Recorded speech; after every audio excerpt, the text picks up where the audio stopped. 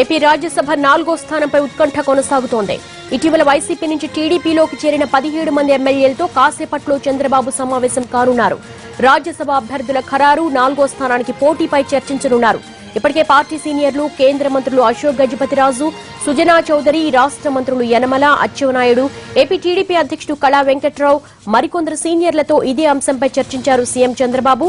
రాజ్యసభ 3 సీట్లకు గాను 1 బీజేపీకి ఖాయమైందే. కేంద్ర మంత్రి సురేష్ ప్రభు ఖరారయ్యారు. రేపు మధ్యాహ్నం నామినేషన్ దాఖలు చేయనున్నారు సురేష్ ప్రభు.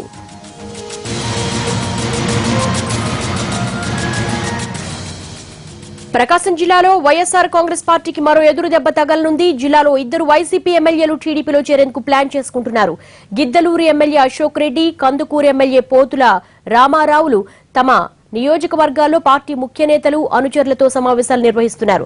ఇప్పటికే ఎర్రగొండపాలెం ఎమ్మెల్యే డేవిడ్ రాజు, అద్దంకి ఎమ్మెల్యే గొట్టిపాటి రవికుమార్లు తెలుగుదేశం పార్టీలో చేరారు. మరో 2 వైసీపీ ఎమ్మెల్యేలు పార్టీ మారేందుకు ప్లాన్ చేయడంతో వైసీపీ నేతల్లో కలవరం మొదలైంది. రాజ్యసభ ఎన్నికలకు సమయం దగ్గర పడుతుంటే మరోవైపు ఎమ్మెల్యేలు చేజారిపోతూ ఉండడంపై వైసీపీ అధిష్టానం కలవరపడుతోంది. తమ ఎమ్మెల్యేలను కాపాడుకునే ప్రయత్నాలను ముమ్మరం చేసింది. ఏపీ నుంచి రాజ్యసభ అభ్యర్థుల ఖరారు, 4వ స్థానంపై పోటీ అంశాలకు సంబంధించి లేటెస్ట్ అప్డేట్స్ మా ప్రతినిధి ఆలూరి రమేష్ అడిగి తెలుసుకుందాం. రమేష్, రాజ్యసభ అభ్యర్థుల కసరత్తు ఎంతవరకు వచ్చింది? టీడీపీ నుంచి వైసీపీలోకి చేరిన ఎమ్మెల్యేలతో చంద్రబాబు ఎజెండా ఏంటి, ఏం మాట్లాడారు? భేటీ కొనసాగుతోంది.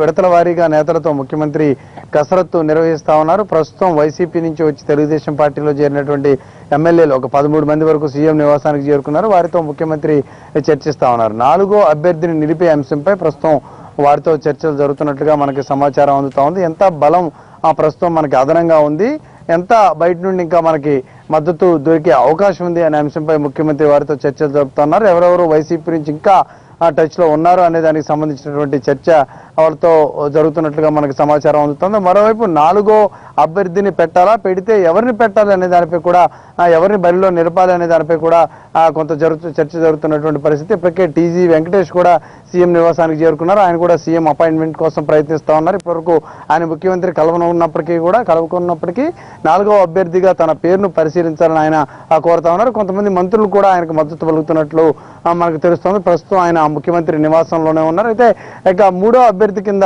ఎవరిని తీసుకుంటారు, ఎవరికి అవకాశం ఉంటుంది అనే దానికి సంబంధించినటువంటి ఒక సస్పెన్స్ కూడా కొనసాగుతూ ఉంది. మాజీ మంత్రి జేఆర్ పుష్పరాజు ఇప్పటివరకు ముఖ్యమంత్రి నివాసంలో ఉన్నారు. సీఎంను ఆయన కలిశారు. ఎస్సీ కోటాలో రాజ్యసభ ఇచ్చే ఆలోచన ఉన్నట్లయితే పుష్పరాజుకు అవకాశం ఇస్తానని ముఖ్యమంత్రి చెప్పినట్లుగా మనకు తెలుస్తోంది. మరోవైపు చిత్తూరు జిల్లా నుంచి హేమలత కూడా సీఎంను కలిసేందుకు సీఎం కార్యాలయానికి, సీఎం నివాసానికి చేరుకున్నారు. ఆమె కూడా ఇప్పటికే 2-3 సార్లు సీఎంను కలిసి తన పేరును పరిశీలించాల్సిందిగా కోరారు. 2 అంశాలపై ప్రధానంగా చర్చ జరుగుతోంది. 3వ అభ్యర్థిగా ఎవరి పేరు ఖరారు చేయాలి? 1 సురేష్ ప్రభు, 2 సుజనా చౌదరి ఇప్పటికే ఖరారైన నేపథ్యంలో 3వ అభ్యర్థిగా ఎవరికి అవకాశం ఇవ్వాలనేది ఒక చర్చ జరుగుతూ ఉండగా 4వ అభ్యర్థిని పోటీలో దింపాలా వద్దా, తీసుకుంటే ఎవరికి 4వ అభ్యర్థిగా అవకాశం ఇవ్వాలి అనే దానిపై కూడా కసరత్తు నడుస్తుంది. ఒకవేళ 4వ అభ్యర్థిని పార్టీ పరంగా బరిలో దింపినట్లయితే రాజకీయంగా ఎటువంటి ఇబ్బంది తలెత్తే అవకాశం ఉంది, టెక్నికల్ అంశాలు ఏమేమి తలెత్తుతాయి, నైతికంగా ఎటువంటి సమాధానం పార్టీ ఇవ్వాల్సినటువంటి అవసరం ఉంది అనే అంశాలపై కూడా